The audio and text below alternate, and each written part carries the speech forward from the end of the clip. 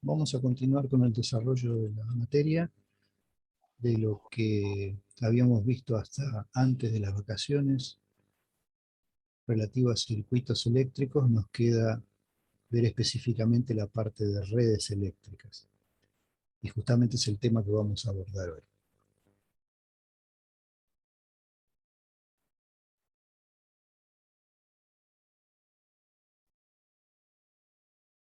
Bueno, como allí dice, las redes eléctricas están configuradas con circuitos más complejos que aquellos circuitos simples que hemos visto tanto en teoría como en la resolución de problemas en los temas anteriores.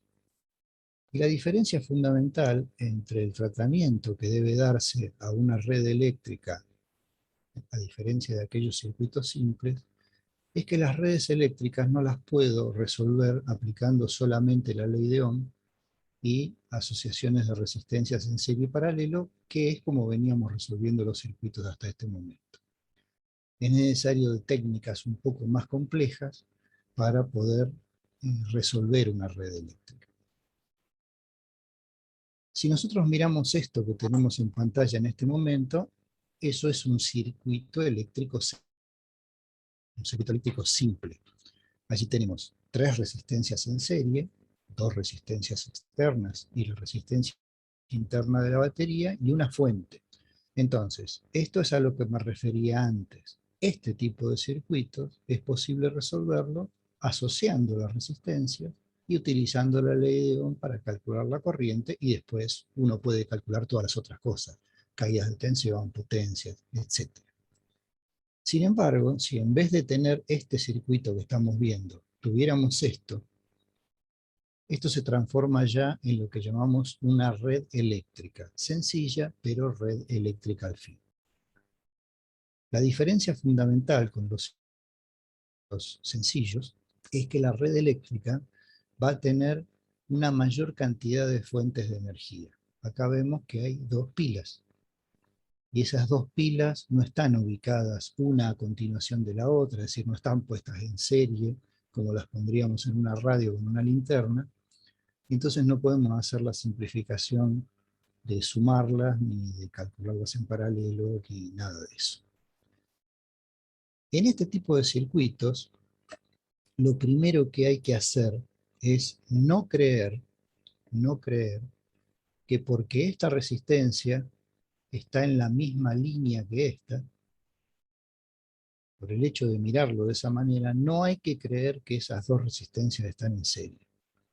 Un error muy común en la resolución de redes eléctricas es ver una resistencia a continuación de otra como están dispuestas en este esquema y sumarlas, sumar R1 más R2. Bueno, eso está mal, eso no debe hacerse así.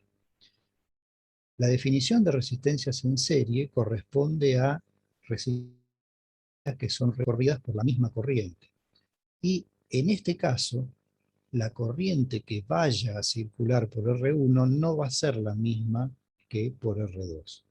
¿Por qué? Porque tenemos una derivación en este lugar, un punto del circuito en donde se ha anexado otro cable y otra resistencia que va a permitir una circulación de corriente por este lugar, y va a hacer que se impida la posibilidad de pensar que estas 2 resistencias están en serie. Otra confusión común es pensar que como estas 3 resistencias están dibujadas de manera vertical, estas 3 están en paralelo. Bueno, esa es otra confusión.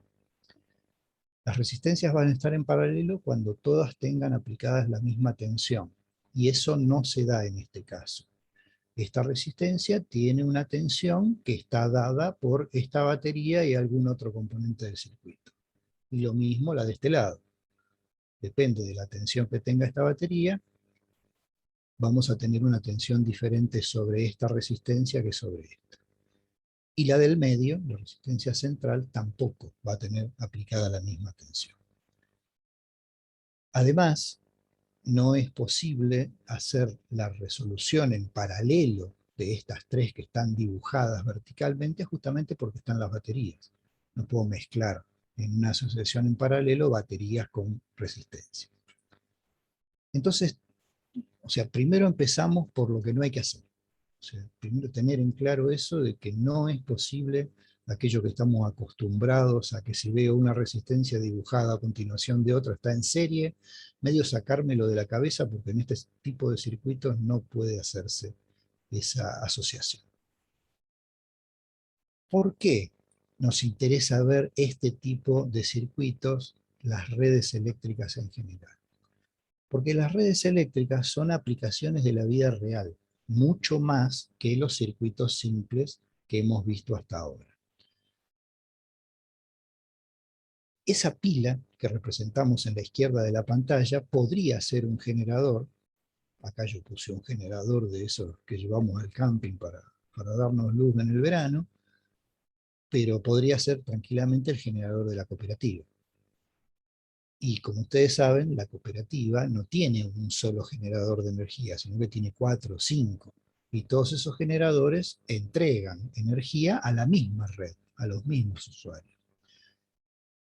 En esto que estoy comentando hay una diferencia abismal, y es que nosotros estamos tratando las redes eléctricas como circuitos de corriente continua, y el ejemplo real que estoy dando es de corriente alterna, pero el espíritu de lo que quiero significar es lo mismo.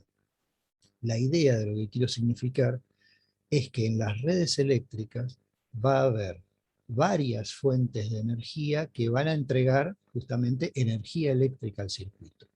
Puede ser una serie de pilas, una, una conjunción de pilas. No quiero decir que las pilas estén en serie, sino una distinta cantidad de pilas, una distinta cantidad de generadores a nafta como los que estamos viendo ahí, o todos los generadores de la cooperativa.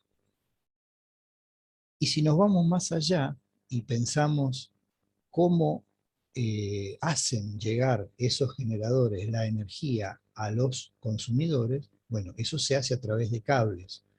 Esos cables tienen mucha longitud. Para llegar de acá hasta el Murtillar, el barrio que está pasando el Cabo Domingo, hay que recorrer 30, 35 kilómetros. Entonces, ese cable tiene una cierta resistencia, y esas resistencias que nosotros recién dibujamos acá arriba como valores en ohm dados en un problema cualquiera, podrían tranquilamente representar la resistencia de esos cables que llevan la energía a lugares tan alejados. Y finalmente, toda esa energía generada por los generadores, transportada por los cables, va a llegar a los usuarios, a la gran ciudad, a toda la ciudad, que ahí está representado por una lamparita, pero en realidad los consumos pueden ser lamparitas, motores, un montón de artefactos. Si nos vamos más allá, esto lo podemos tomar a nivel nacional. Lo último que estamos viendo ahí, la imagen que estamos viendo en la parte inferior de la pantalla, es una parte del esquema eléctrico del Sistema Interconectado Nacional de Energía. Ustedes saben que en el país hay un montón de centrales eléctricas, y todas esas centrales eléctricas están con varios generadores funcionando, y todos esos generadores producen la energía eléctrica que en definitiva se va a llevar, va a haber que acercarla a los grandes centros de consumo. Bueno, acá pusimos un ejemplo en donde, por ejemplo, tenemos la central de Embalse en Córdoba, central nuclear, que podría tener varios generadores. Tenemos la central de Salto Grande, hidroeléctrica, en el río Uruguay, compartida entre Uruguay y Argentina, en la provincia de Entre Ríos. Y toda la energía generada por estos dos centros generadores, puestos como ejemplo, hay muchos más en Argentina, es transportada a través de líneas de transmisión hacia, en este ejemplo ponemos, el gran centro de consumo, que es el conurbano bonaerense, el gran cordón industrial cercano a la capital federal. Entonces acá también tenemos una red eléctrica. Tenemos distintos puestos que generan energía eléctrica, y esa energía eléctrica es transportada a través de cables que tienen resistencia para abastecer a los grandes centros de consumo. Obviamente, el mapa de distribución eléctrica en Argentina es muchísimo más complejo que lo que estamos mostrando acá, pero vemos que un circuito simple, como el que nosotros vamos a resolver en primera instancia en el día de hoy, puede representar una parte de la red eléctrica de, del Sistema Interconectado Nacional de Distribución de Energía. Vuelvo a insistir, nosotros lo vamos a manejar en corriente continua. El ejemplo que estoy dando es de corriente alterna, pero técnicamente es lo mismo. Varios generadores entregando energía a un solo consumidor. Siguiendo con este ejemplo, que es el más sencillo para comenzar a hablar de las redes eléctricas, tenemos que definir que en una red eléctrica hay elementos característicos. Así como hasta ahora hablamos de pilas, de resistencias y de cables para armar los circuitos anteriores, mencionamos lo que era un capacitor, trabajamos con cargas eléctricas, bueno, cada nosotros abordamos un tema teórico y práctico, empezamos a definir cosas para después saber de lo que estamos hablando o tener precisión en lo que estamos hablando. Cuando hablamos de una red eléctrica, que como vemos ahí está formada por baterías y resistencias y cables, esa red eléctrica tiene unos nuevos elementos característicos que vamos a definir. Y esos elementos son un nodo. La definición, a través de una frase de lo que es un nodo, es la que se ve ahí. Un lugar de unión de 3 o más conductores. Y esos conductores que van a terminar en ese nodo, van a tener enganchados, así, elementos activos o pasivos. Es decir, van a tener enganchados sobre ellos resistencias o baterías. Ese punto A, que apareció en la pantalla, este, es lo que técnicamente se define como un nodo. Un lugar a donde concurren 3 o más conductores. Hasta acá toda la explicación teórica, científica, de lo que un nodo, cómo se define y cómo se representa. Pero un nodo no es otra cosa que esto, un empalme. Entonces hay que pensarlo de esta manera si uno quiere asirse a cuestiones prácticas. En realidad en ese empalme yo lo que veo son dos cables. El cable que está horizontal arriba, al que le pelo un poco del aislante y le enrosco, perdón la terminología, otro hilo conductor, otro cable que deriva en forma vertical hacia abajo. Si bien sé que en ese lugar hay dos cables nada más, el horizontal y el vertical, técnicamente para la resolución de los circuitos voy a decir que a este punto concurren 3 cables diferentes. Un cable que viene de la izquierda, un cable que viene de la derecha y un cable que viene de abajo. Entonces, no importa si el hilo que forma el nodo que estoy generando es 1, o son 2, o son 5. Lo que importa es cuántos caminos yo tengo para poder escapar de este punto. Tengo un camino hacia la izquierda, un camino hacia la derecha y un camino hacia abajo. Entonces, en ese punto A, en ese lugar de empalme, estamos haciendo coincidir, estamos haciendo llegar 3 cables. En el nodo B ocurre exactamente lo mismo. Llega un cable de arriba, uno de la izquierda y uno de la derecha. En algunos circuitos, en algunos libros lo van a encontrar, podría aparecer en algún examen hecho de esta manera. Ahí vemos un lugar, este nodo que tenemos acá, es un lugar donde concurren 3 cables. Es lo que estoy viendo y es lo que dice esta definición. Sin embargo, esto es una trampa. Esto es una trampa que a veces se usa en los exámenes para ver si el alumno identifica un nodo útil de un nodo inútil, y en muchos libros también están puestos a modo de manifestar esta diferenciación. ¿Qué ocurre con esto? Yo tengo efectivamente acá un lugar donde llegan 3 cables. Uno va para la pila, otro va para el nodo B y el otro va a alimentar, entre comillas, a esta resistencia R3. Pero en realidad, esta parte del circuito no va a ningún lado. Es algo que está colgado ahí, como si yo agarrara un cable y lo colgara del tomacorriente, pero que no alimenta a ningún artefacto.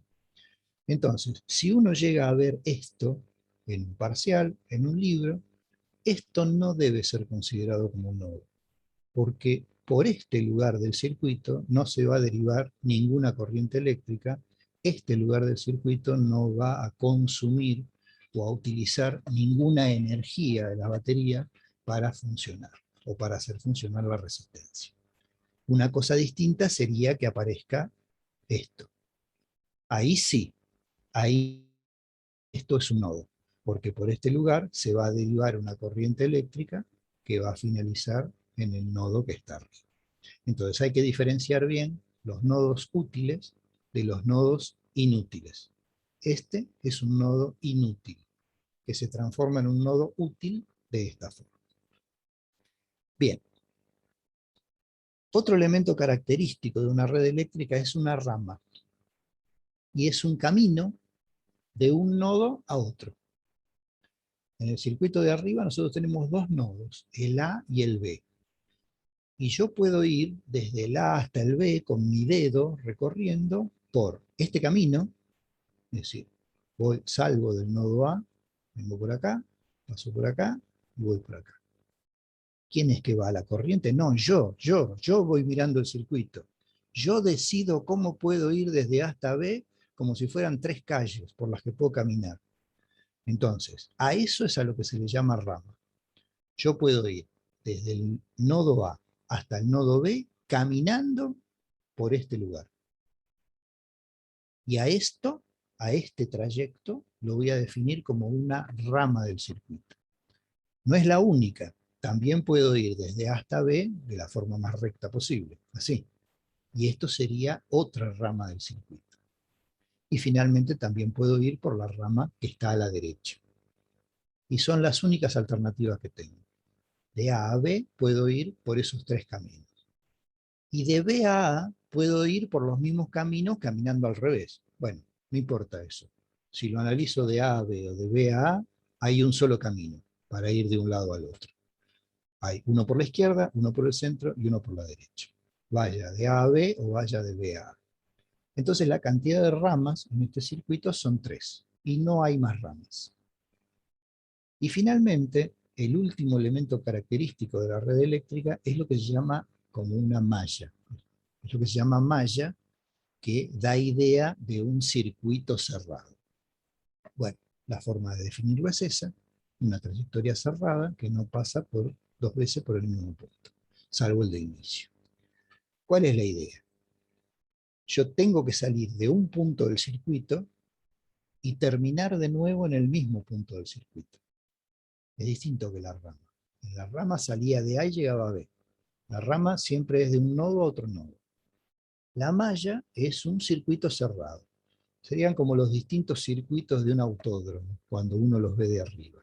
Los autos pueden ir por el circuito 12 en Buenos Aires o pueden ir por el circuito 9. Bueno, eso es lo que sería una malla. En este esquema, en esta red eléctrica sencilla que tenemos dibujada acá, eso es una malla. Salgo del nodo A, camino por acá, doy la vuelta y llego de nuevo al nodo A. Y ahí paro. Entonces, en esa trayectoria, en esta vuelta que hice acá, es donde tengo una malla. La otra malla que puedo tener en este circuito es esta. Salgo del nodo B, pero antes salió del A, no importa, salgo de donde yo quiero. Y puedo salir de acá si quiero también, no hay problema. Salgo de un punto del circuito y doy la vuelta por algún lugar hasta que llego al mismo punto del circuito. Bueno, en este caso salí de B, caminé y di la vuelta y llegué de nuevo al punto B, al nodo B. Hasta ahora tengo 2 mallas. Y otro circuito que podría usar para correr carreras dentro de esta red eléctrica sería la malla exterior, el circuito exterior, ir todo por afuera. Entonces salgo de cualquier lado, acá no está indicado dónde salí, salgo de acá, camino todo por afuera, doy la vuelta, camino y vuelvo al lugar donde salí. Entonces, esta red eléctrica básica que estamos observando tiene 3 mallas y no hay más. Bueno, cuando estamos presencial, se los hago anotar acá, les hago pensar, ahí los números, bueno, son 2, 3 y 3. 2 nodos, 3 ramas y 3 mallas. Una cosa muy importante es no equivocarse al hacer esto. Porque estos problemas en su resolución son algo tediosos en cuanto hay que utilizar mucha matemática y hay que seguir pasos específicos para poder resolverlos.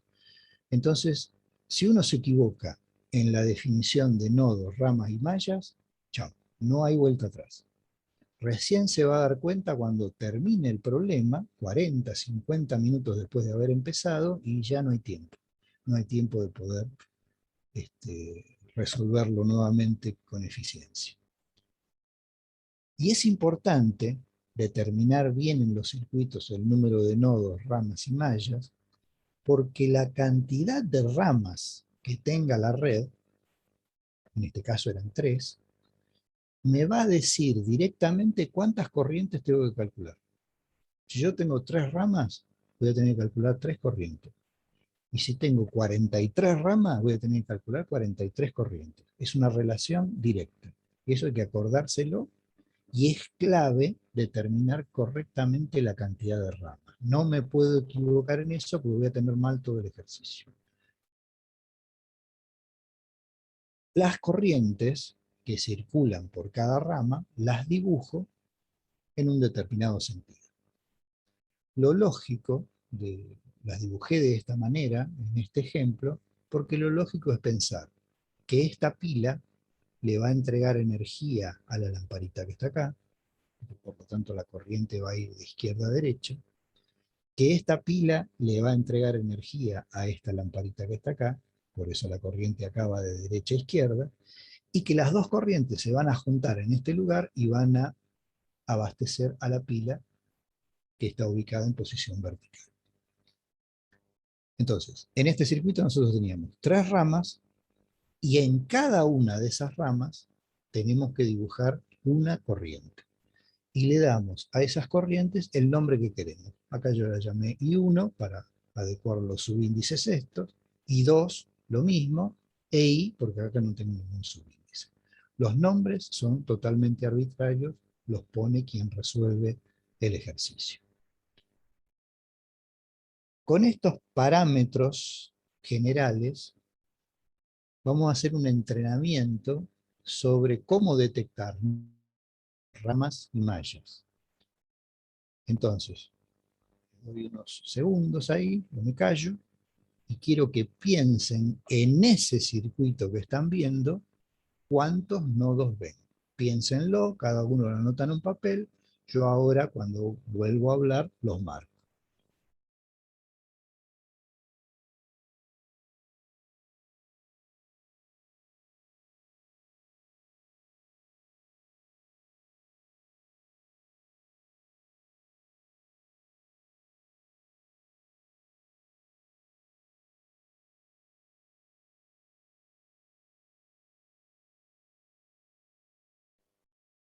Bueno, en este circuito, acá tenemos un lugar,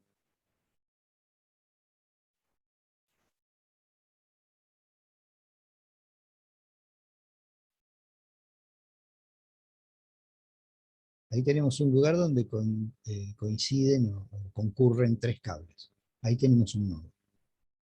Lo mismo nos ocurre acá abajo, 2, acá tenemos otro, y acá tenemos otro. Acá no, porque esto es un cable que da la vuelta, a lo sumo lo podría pensar como 2 cables, no hay 3 cables ahí, y acá tampoco. Entonces, este circuito tiene 4 nodos, y están identificados en estos puntos que marqué. Ahora los invito a pensar cuántas ramas tiene el circuito. La mejor forma es decir, bueno, acá hay una rama, acá hay otra rama, la 2, y sigo marcando la 3, la 4. Piénsenlo, ya vuelvo.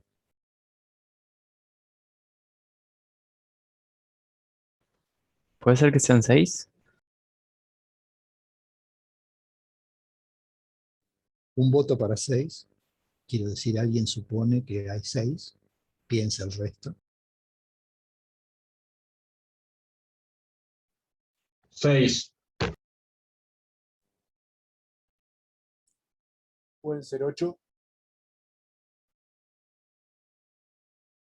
Bueno, a ver, vamos a ver. Ahí tenemos una, que va de este nodo a este nodo, la que marqué rápidamente antes, 2, o sea que esta sea la 1 y esta la 2 es totalmente arbitrario, ¿no? Empiezo por donde quiero. Esta sería la 3,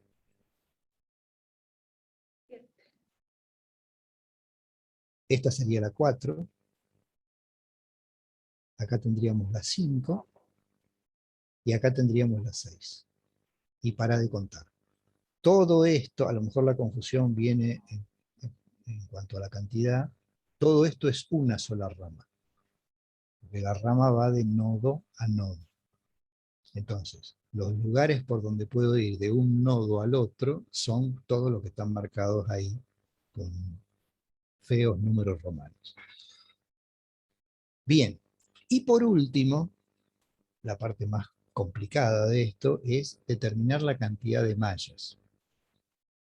Lamentablemente, cuando se resuelve parcial, uno está en un momento, no estoy hablando de este parcial que viene, un parcial cualquiera. Cuando uno resuelve un parcial, está en un momento de tensión y de apuro, entonces lo que hace es calcular la cantidad de mallas en el aire. Las mira en el aire y las va contando mentalmente y pone el número. Y eso normalmente es un error. Conviene tomarse unos minutos y hacer esto que está ahí. ¿Por qué tengo que dibujar 8 veces algo parecido al circuito? Porque esto me va a ayudar a no confundirme.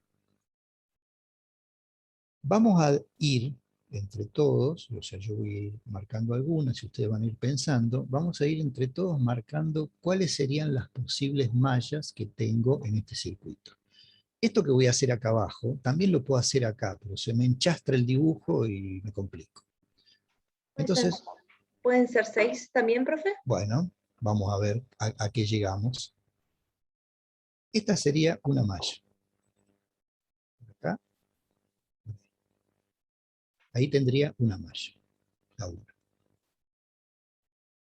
Me voy para otro lado, quiero decir, cambio el eje totalmente. Acá tendría otra malla. Esta y esta. Sería la 2. Vamos a poner los números arábigos. Obviamente, si tengo esta, tengo la de abajo. Acá tengo la 3. ¿Es necesario que haga tantos dibujitos? No, por ahí poniendo, la 3 la podía haber dibujado acá y no me voy a confundir. Yo ahora lo estoy haciendo bien paso a paso para que se entienda.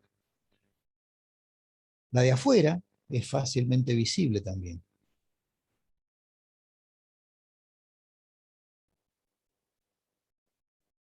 Acá tendríamos la 4. Piensen. Ahora sí, 7. Con esa me faltaba.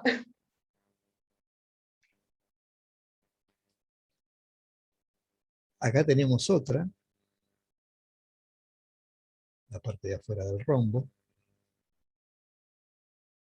Se le puede poner flechas o no, ¿no? Es indistinto. Aquí tendríamos 5. Y después vienen las dos menos visibles. Piensen en un circuito de carreras de auto. Que sería el primero junto con el segundo y después el primero junto con el tercero. Esta sería la otra, 6. Y esta sería la otra. 7. Y ahí tendríamos todas las mallas posibles que podemos dibujar distintas para este circuito. Bien. Había dibujado una de mal, lo hago desprofeso, eso para que sigan pensando. O sea, la idea es siempre seguir pensando. A ver, no me comí una, no me comí una. Bueno, estar reconvencido de que las que dibujé son todas las posibles y que no hay más. Bueno, 4, 6 y 7. Esto es clave poder hacerlo bien para después iniciar el método de desarrollo de resolución de la red eléctrica y ya no tener errores en el arranque. Bueno, otras trampas, es feo llamarlo trampa porque parece que uno las pusiera a propósito, pero no es así, en realidad es como aparecen dibujados los circuitos o como uno puede relevar un circuito real y dibujarlo en un papel, Y después que hace ese relevamiento, tiene que hacer algunas consideraciones cuando llega el momento de resolver. Ahí, en este circuito que estamos viendo, aparentemente hay 4 nodos, que son esos que te marqué ahí con un punto. Esos nodos, si uno los viera realmente, serían algo así. Serían un empalme doble. Se pasa un cable por arriba y hay 2 lugares del cable de arriba donde yo hago un empalme. Ahora, en realidad, hacer esto que estamos viendo en esa fotografía es lo mismo que hacer esto. Perdón, que hacer eso. Que el empalme yo lo haga así o lo haga así es exactamente igual. Entonces, si bien yo estoy viendo en el circuito que me dieron para resolver 4 nodos, tengo que tener la viveza de darme cuenta de que esto es un cable. Y entonces este nodo lo puedo juntar con este nodo. ¿Y qué voy a ganar con eso? Bueno, van a ver que si tengo menos nodos voy a tener menos ecuaciones. Y entonces me va a ser más fácil resolverlo. Entonces es importante darse cuenta de estas cosas y hacer que el circuito original que me dieron, que es este, se convierta en esto. Ustedes lo pueden dibujar más prolijo, pero la idea es esa. No incluir en la definición de los nodos, nodos inútiles, nodos que no tienen sentido. Muy distinto sería que acá hubiera una resistencia. Si acá en el medio hay una resistencia, no puedo unir este nodo con este. Pero si solo es un cable, sí lo puedo unir. ¿Está? Bien. Bueno, les voy a dejar para ustedes que practiquen después, en algún momento, la cantidad de nodos, ramas y mallas que tiene este circuito. Dentro del apunte tienen, bueno, ahí aparecen. Son estas las cantidades, pero bueno, búsquenlas. O sea, en este circuito adicional, en estos dibujos adicionales, marquen las 6 mallas que se indican acá para que puedan acostumbrarse a detectar. ¿Cómo es la resolución de las redes eléctricas? Bueno, hay que seguir una serie de planteos. Que no lo leo esto, porque es preferible ir viéndolo a medida que uno aplica un ejemplo concreto. Pero sí lo importante, o sea, es decir, no voy a leer todas las reglas que aparecen acá, pero sí lo importante es lo que dice arriba. Normalmente, en una red eléctrica, los componentes activos y pasivos, esto quiere decir, las resistencias y las baterías son conocidas. Siempre que se da para resolver una red eléctrica, se da como dato los valores de todas las pilas, de todas las baterías, y los valores de todas las resistencias. Y lo que normalmente, lo que siempre se pide calcular son las corrientes. Entonces, acá las resistencias y las pilas van a ser datos y las corrientes van a ser las incógnitas. Y una cosa importante, que ahora lo vamos a ver cuando hagamos el primer problema, cuando uno tiene una red eléctrica, tiene que dibujar las corrientes. Vamos a volver un poco para atrás. Cuando uno tiene una red eléctrica, acá,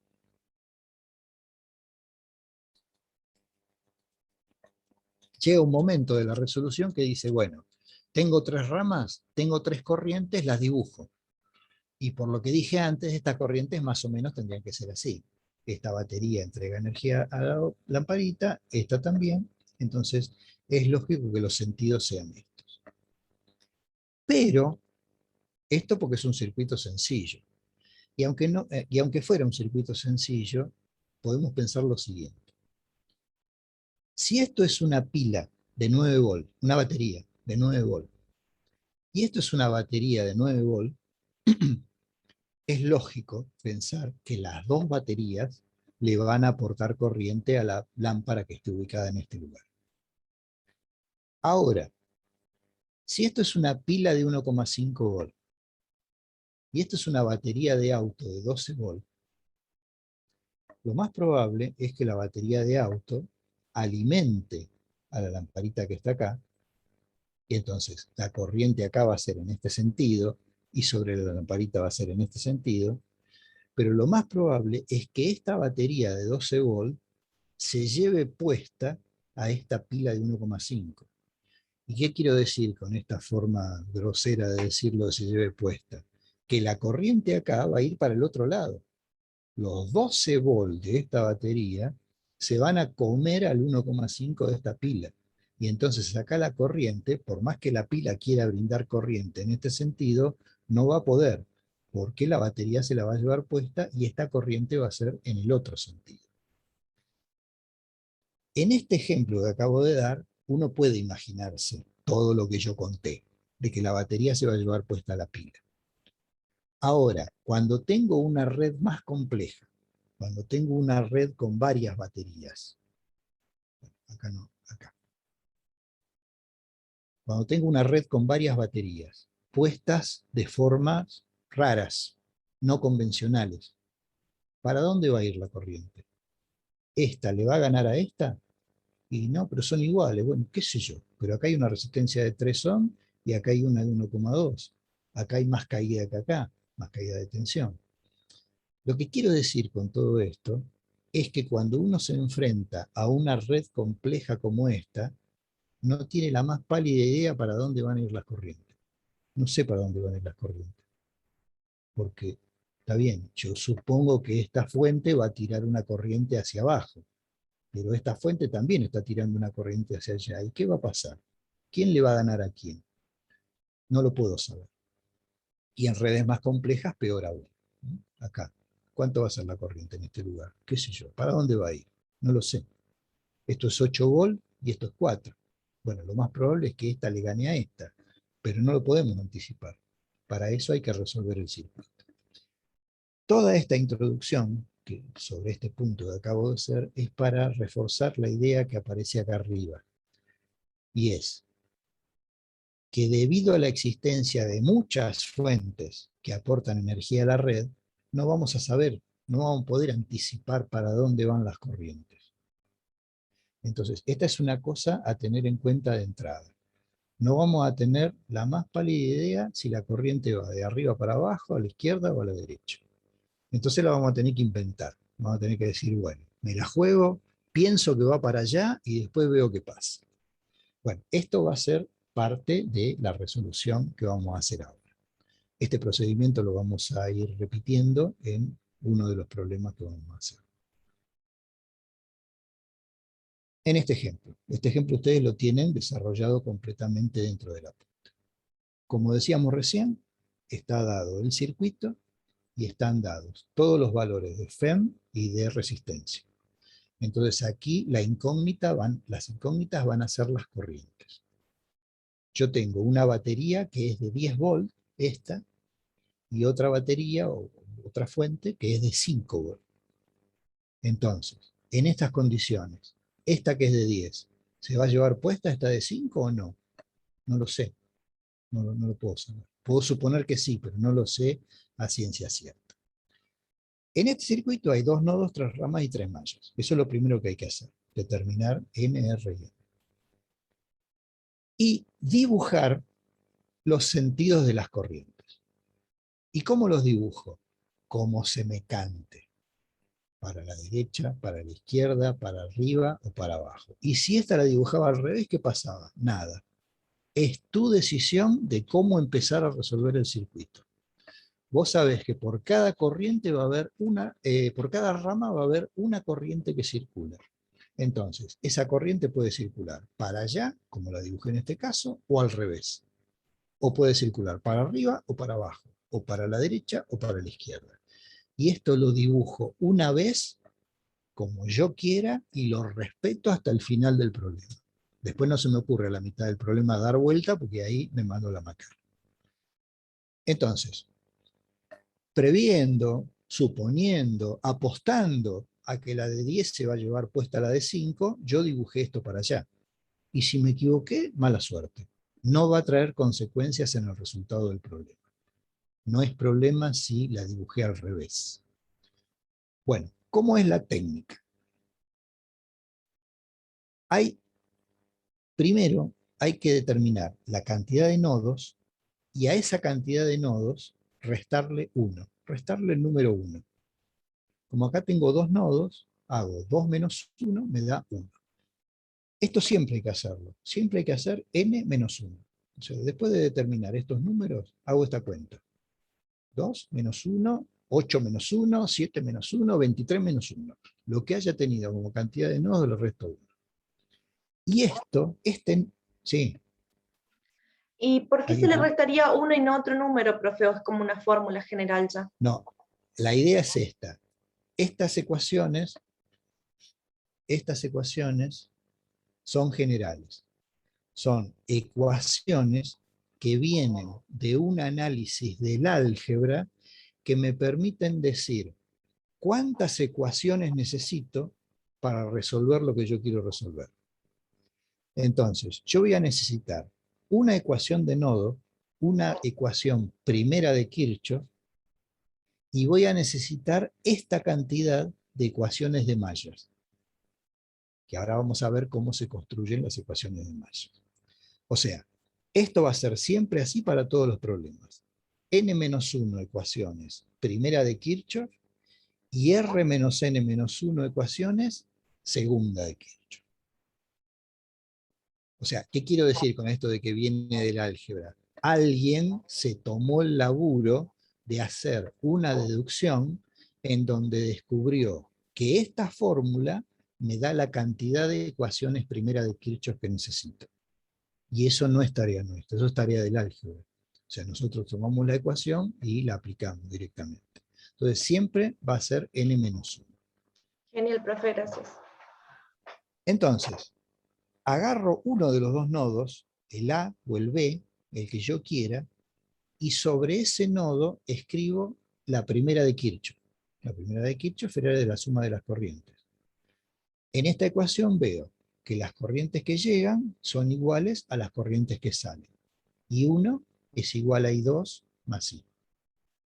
Es lo que estoy viendo acá. Si yo me paro en este lugar, viene I1 y se va I2 y se va I. Otra forma de escribirla es I1 menos I2 menos I igual 0. Es exactamente lo mismo. Entonces, perdón. Entonces, con esto, yo ya sé que tengo que escribir una ecuación de un solo nodo. No puedo escribir el del otro nodo. Si quiero lo hago, pero no puedo. ¿Por qué? Porque es la misma ecuación dada vuelta. Si yo me paro en este nodo, veo que I1 se está yendo, o sea que sería menos I1. I está llegando, o sea que sería más I. E I2 está llegando, sería más I2. Es la misma ecuación cambiada de signo. Entonces, si yo la uso, voy a hacer que mi sistema de resolución de ecuaciones sea inconsistente. Me va a dar mal. Entonces, respetar esta ecuación. Las siguientes ecuaciones se sacan, mejor dicho, la cantidad de ecuaciones que tengo que plantear de mallas se sacan de esta fórmula. R3 menos n menos 1. 2 menos 1. Esta cuenta me da 2. Entonces quiere decir, esta cuenta siempre es así, o sea, siempre es esta fórmula y la reemplazaré con los valores que me dé el circuito. Siempre es así y obtengo la cantidad de ecuaciones segunda de Kirchhoff que tengo que plantear. Quiere decir que después de esta yo tengo que plantear 2 ecuaciones más con la segunda ley de Kirchhoff. Hago el planteo. Profe, una consulta. Sí. La tercera malla sería la que la componente entre las dos mallas chicas. La tercera malla es lo que en algún momento yo dije toda la de afuera. Perfecto, gracias. ¿Vale? Bien. Entonces, bueno, acá parece completa. Vamos a ir viéndola paso a paso. ¿Cuál es la idea? Yo para escribir esta ecuación tengo que salir de un punto del circuito, de un punto cualquiera, en donde que yo lo elijo. Yo elegí salir de acá.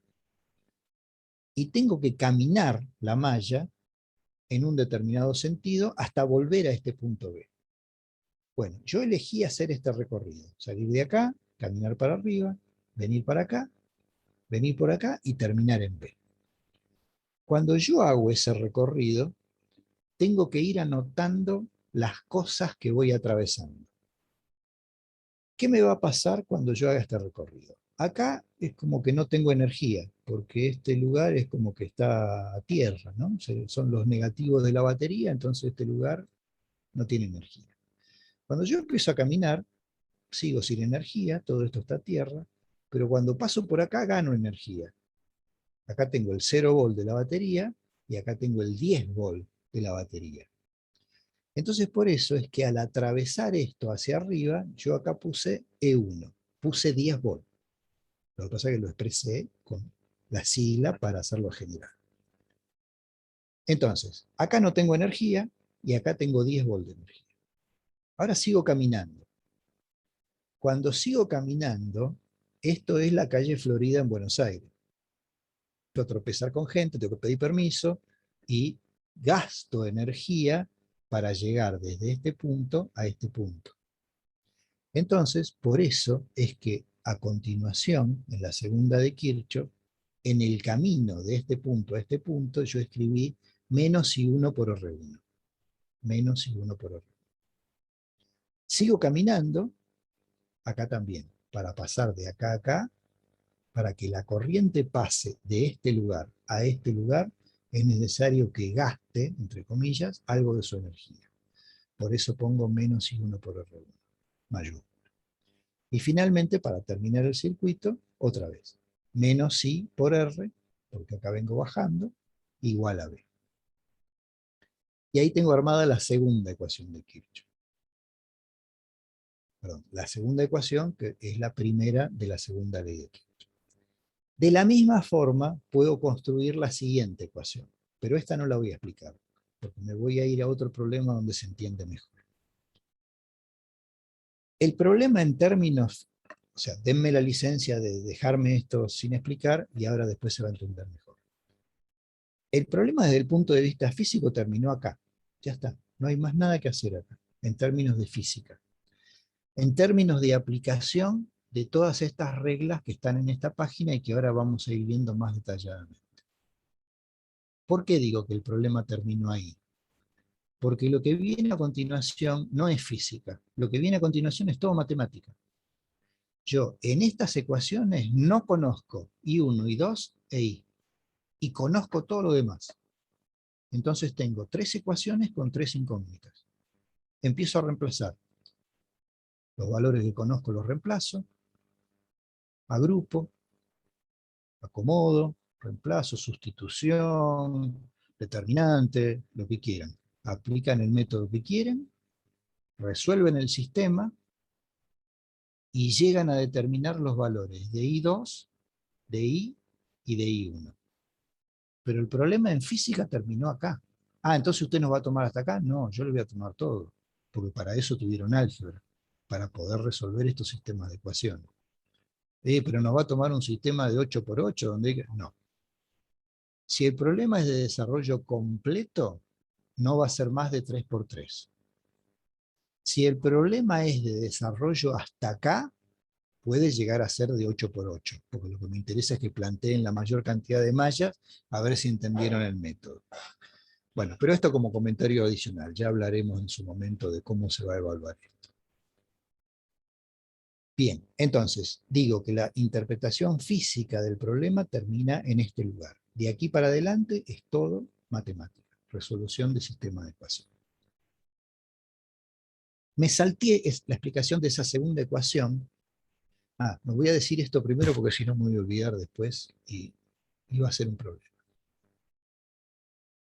El método que nosotros vimos recién rápidamente y que ahora vamos a ver un poco mejor se llama método de las leyes de Kirchhoff, porque justamente aplicamos las leyes de Kirchhoff para plantear las ecuaciones. Hay otros métodos: corrientes de malla, potenciales de nodo, superposición, Thevenin, Norton, y hay alguno más. Nosotros en Física 2 explicamos el método de las leyes de Kirchhoff. Y resulta conveniente que se resuelvan los problemas en los exámenes y en los que están planteados para ser en la guía de trabajos prácticos, resulta conveniente que se resuelva por las leyes de Kirchhoff. Si alguien quiere aplicar el método de las mallas, el método de los nodos o el método de superposición, Pevering o Norton, que lo haga. Pero no me eche la culpa a mí después. A ver, ¿por qué lo digo de esta manera? Porque otros años ha pasado lo siguiente.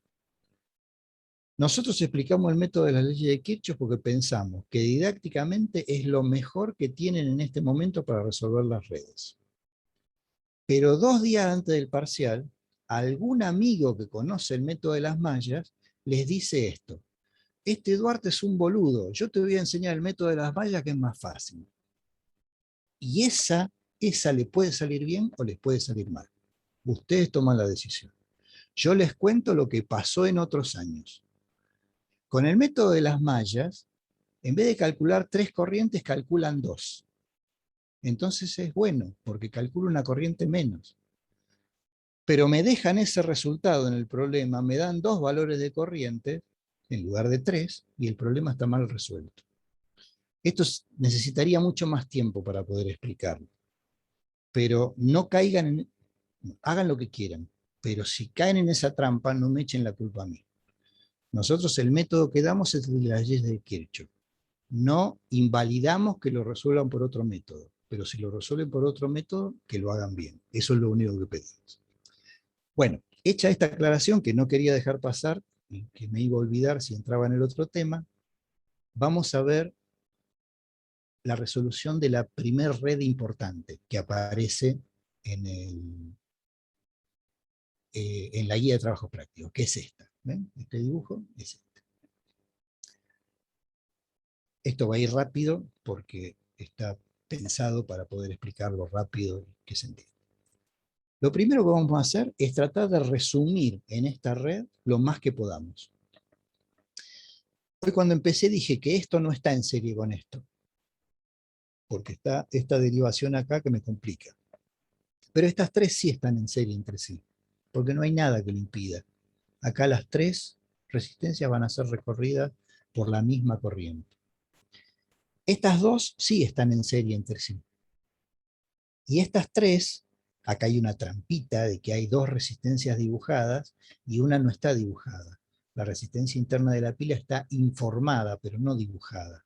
Pero bueno, la resistencia interna de la pila estaría dibujada ahí, chiquitita, y estas 3 también están en serie. Y acá lo mismo. Esta está en serie con la resistencia interna de la pila. Entonces, todos esos acomodamientos los puedo hacer antes de empezar a resolver, porque me va a facilitar no escribir tanto ni marearme con tantos datos. En definitiva, lo primero que hay que hacer de este circuito que estamos viendo en pantalla es pasar a este circuito. Acá está dibujado de esta forma porque está hecho en un software especial, pero la idea es la misma. Este 4,9 que está acá es la suma de las 3 resistencias que había acá. Este 1,6 es la suma de la que había acá más la resistencia de la pila. Y este 2,35 es la suma de las 3 que había acá. 2 dibujadas y una que pertenecía a la pila. El resto quedó igual. Bien, la ventaja de este software es que uno hace el dibujo, pone los valores y pone lo que se llaman los amperímetros y me da las corrientes. Entonces es muy fácil para saber si uno llegó bien al resultado o no. Pero más allá de eso, que usé eso para facilitar los dibujos, vamos a hacer el método completo. Lo primero que hay que hacer, nodos, ramas y mallas. Acá está resuelto. Acá se sabe que hay 3 nodos. Acá en el nodo de abajo está aquella trampa de que esto es un cable, así que no hay 2 nodos acá, sino que hay uno solo. Hay 3 nodos. Hay 5 ramas que están marcadas ahí. Rama va de nodo a nodo, y puedo ir para arriba, para abajo, como quiera, pero son 5 ramas.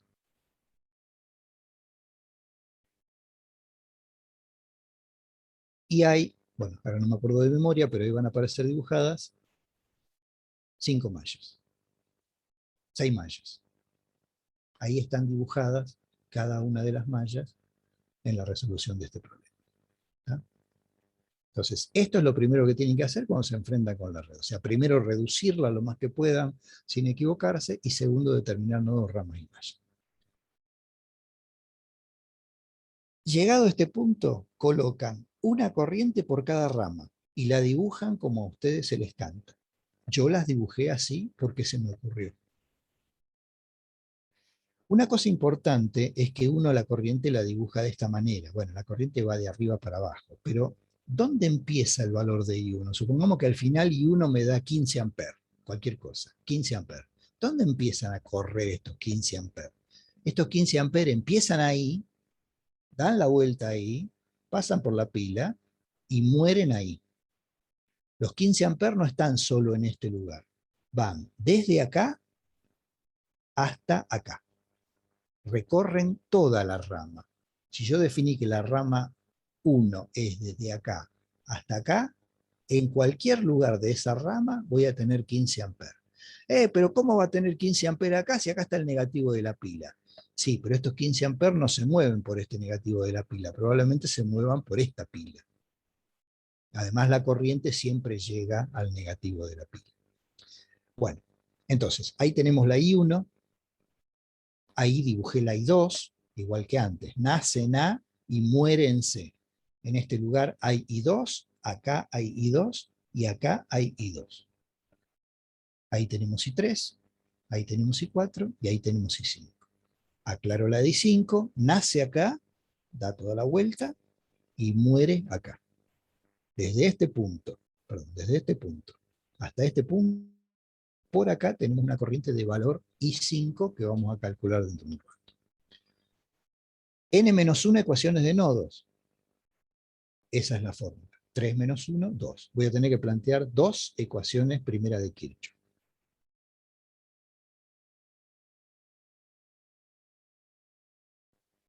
Como de los tres voy a plantear dos ecuaciones, me quedo con dos cualquiera. Tengo A, B, C, me quedo con el A y con el B. El C lo saco. No lo voy a usar para construir ecuaciones. Si me equivoco y construyo una ecuación con el C, voy a tener un sistema incongruente, no lo voy a poder resolver porque una ecuación va a ser repetición de otra. Sigo. Me paro en el nodo A. Miro qué hay en el nodo A. ¿Qué pasa en el nodo A? En el nodo A yo veo que la corriente I1 se va. Entonces escribo menos I1, corriente que sale negativa. Veo que la corriente I2 se va, menos I2. Y veo que la corriente I3 se va, menos I3. Pero ¿cómo? Salen tres corrientes y no entra ninguna. ¿Quién inventó eso? No se olviden que estas son corrientes ficticias, son corrientes inventadas por mí. Después la realidad me puede decir que esta es al revés, que esta va para allá. Pero a los fines de la aplicación del método no hay problema, yo puedo suponer lo que quiera.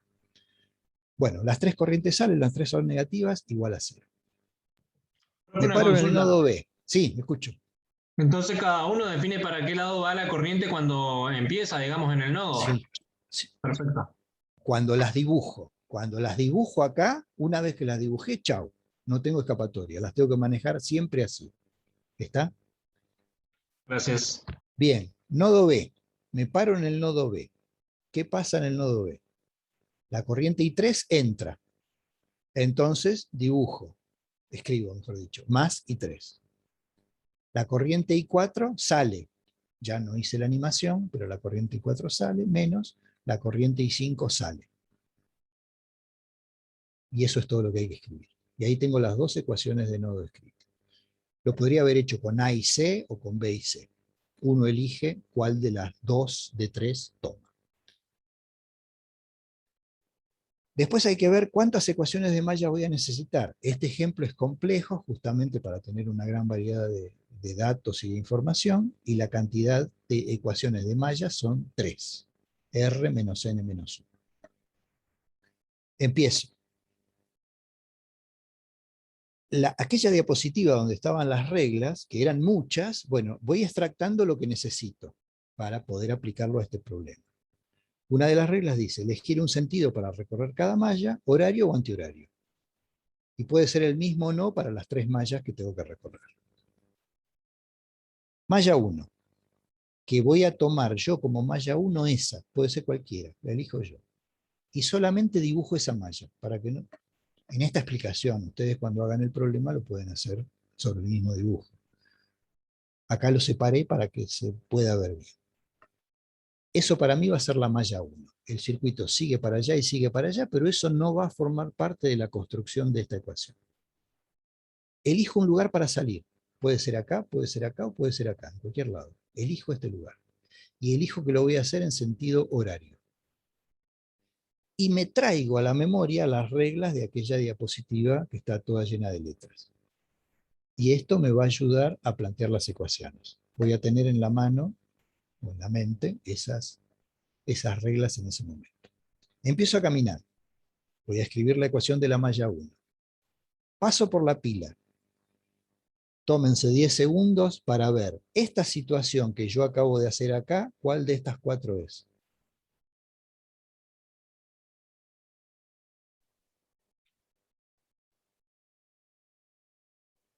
La segunda.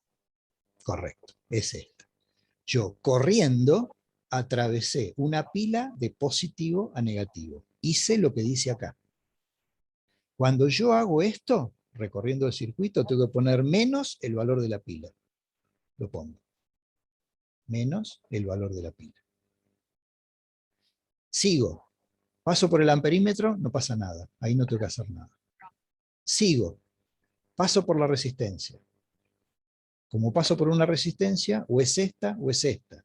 ¿Qué significan estas flechas? La flecha punteada es yo corriendo. Y la flecha llena es la corriente. Yo puedo ir a favor de la corriente o en contra de la corriente. Entonces, de acuerdo a lo que pase en este recorrido, yo tengo que actuar en consecuencia. ¿Cuál corresponde? ¿Esta o esta? La que es positiva La última. sería la de la derecha. Perfecto. Yo iba para allá y la corriente iba para allá. Pero si va para abajo. Pero acuérdense que la corriente viene así y después dobla para abajo. Entonces yo corría de izquierda a derecha y la corriente venía de derecha a izquierda. Así que la regla es esta. Entonces escribo I por R. Pero ojo, acá es otro error común. Lo que yo dije inconscientemente es lo que a veces pasa en los exámenes. Ponen I por R. Y hay que poner I1, la corriente en ese lugar, por R1, la resistencia en ese lugar. Miren, hasta a mí mismo me traicionó la velocidad de la explicación o la intensidad de la explicación. A veces pasa en los parciales, ponen I por R y después no hay corriente I para calcular. I tiene que tener un nombre, 1, 2, 3, etc. Sigo, paso por el amperímetro, no pasa nada, sigo. ¿Cuál de las dos? La misma que la anterior. Porque el... Porque nada. oh. Ahora la corriente va para abajo y yo voy corriendo para abajo. Así que es esta. Ah, yo Perdón, pensé que había dibujado, pero hacía la vueltita hasta el punto de arriba. No, le quiero dar un poco de ritmo a esto porque es medio pesado. Perdón por la broma. Entonces, menos I por R. Y otra vez, ojo, ahora la corriente que está acá es la 2. Menos I2 por R5. Otro error común es seguir pensando que por acá va I1. No, acá en este trámite es I2. Sigo corriendo, llego a donde salí, igual a 0. Así se construye la ecuación de mallas. ¿Por qué no quería explicar? Dame un segundito que digo una cosita más y después te atiendo. ¿Por qué no quería hacer esta? Porque en esta me vino bien porque todas eran caídas de tensión. Yo iba corriendo siempre para el lado de la corriente. Pero en esta segunda se me empezaba a complicar la explicación. Porque en unos casos corría para el lado de la corriente y en otros casos corría en sentido contrario. Y acá nadie iba a entender nada. Bueno, probablemente acá tampoco, pero me parece que está un poco más claro. Sí, ¿alguien quería preguntar algo? Perdón. Sí, yo, profe, si Dale. podría explicar el último recorrido del tipito. ¿Este? Sí. No hago nada ahí, porque recorro este cable que está a 0 volt acá, porque está a tierra, 0 volt, 0 volt, 0 volt, hay 0 volt acá en todo este trayecto. Entonces directamente este tramo no hace nada, no tengo que escribir nada en ese tramo.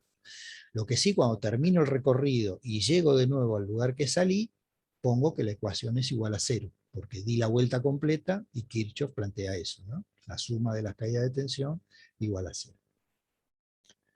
Bueno, ya tengo la malla 1. Vamos rápido con la malla 2. Yo decidí que es esa, puede ser cualquiera, y la dibujé aislada. Salgo de ahí, porque se me ocurre. Me tengo a mano las reglas y empiezo a correr. No les voy a dar tanto tiempo ahora. La Más segunda. T2. Sí. Ahora no aparece la raya, pero, no, perdón, la primera. Porque fíjense cómo atravesé. De menos a más. De menos a más. Positivo. El punto De por el que se sale, se elige, lo elige uno. arbitrariamente. Lo elegís vos de donde quieras. Salís de donde quieras. Perfecto. Me quedo con esto, ¿no? De que la patita esta es negativa y esta es positiva. Entonces yo recorriendo la malla voy de arriba para abajo. Voy de menos a más. Voy de menos a más. Es más E. Ah, sí. Me queda el signo del último que paso, por así decirlo. Sí, sí, podrías usarlo como regla, correcto. Me queda el signo del último que paso. Bien, en las pilas, ¿eh? Bien. Sigo. Ahí. El tercero. Piensen. Acompaña. Bien, acompaña, va en el mismo sentido que la corriente. Bien, sigo. No pasa nada, porque eso es un cable. Sigo. La Al cuarta. pasar por acá. Bien, porque voy en sentido contrario a la corriente. Sigo.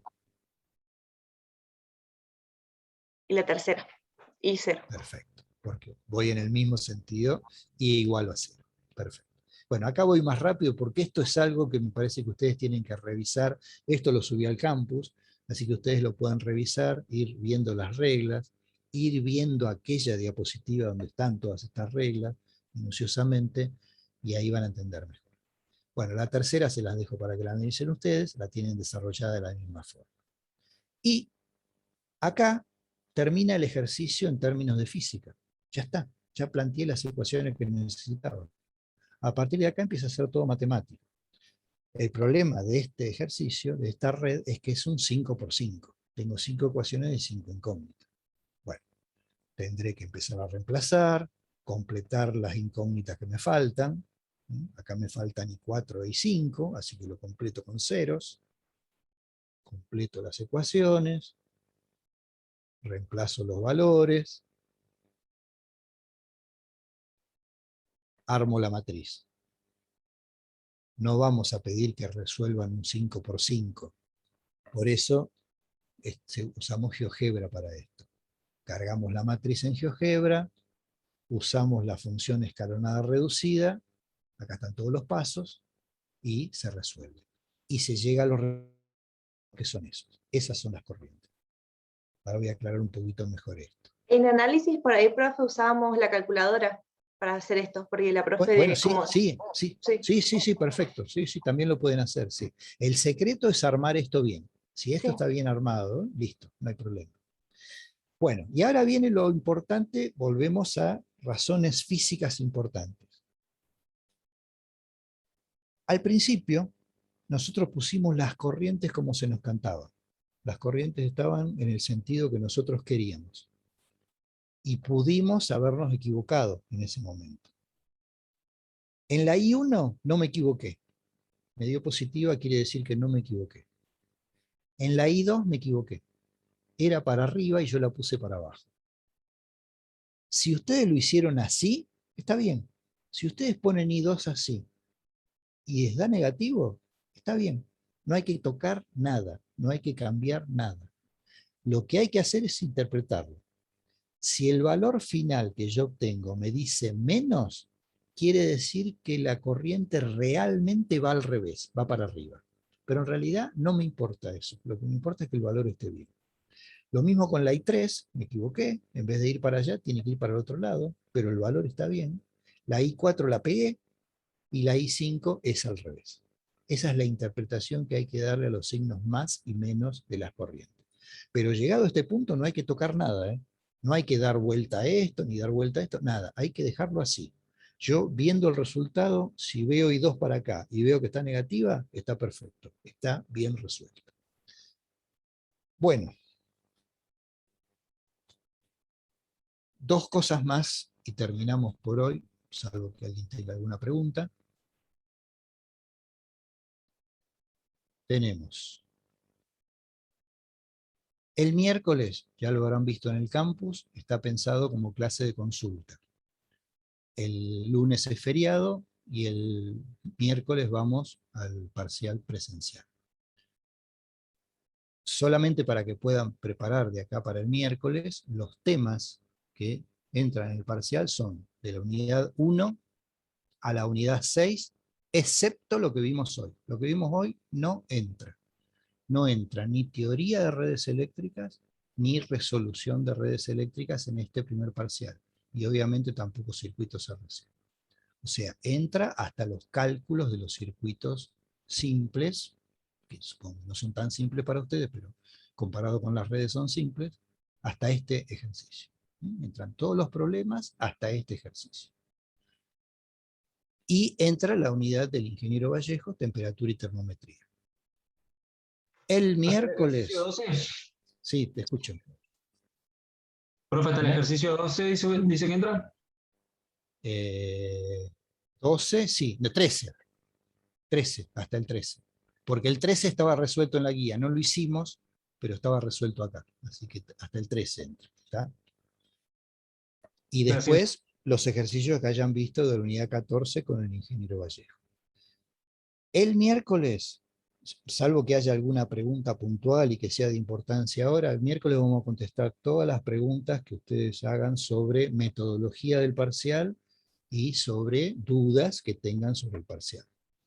El miércoles no vamos a estar explicando problemas completos, porque si uno dice, alguien tiene alguna duda, y alguno me dice, me explica el problema 23 de la unidad 2, y chao, se perdió toda la hora en eso y nadie puede consultar más nada.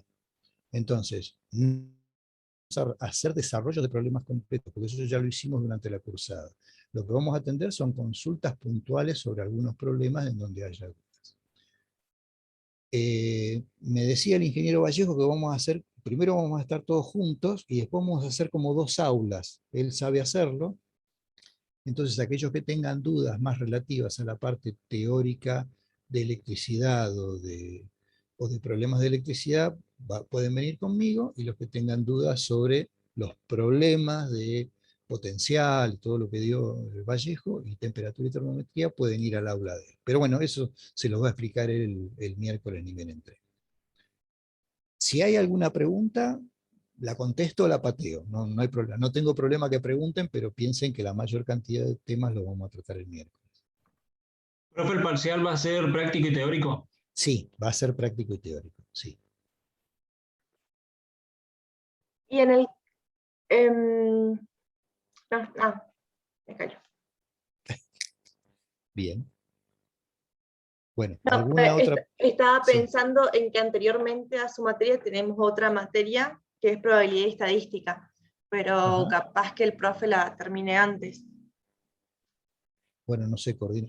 Justamente nosotros, a pesar de que es tarde, es un horario feo, pero no quisimos no ponerlo en el horario de la materia, porque a lo mejor alguno sale del trabajo a las 8 y no puede venir. Bueno, ahora esto que vos me decís reafirma lo que pensamos, ¿no? De que no podemos superponernos con otras materias.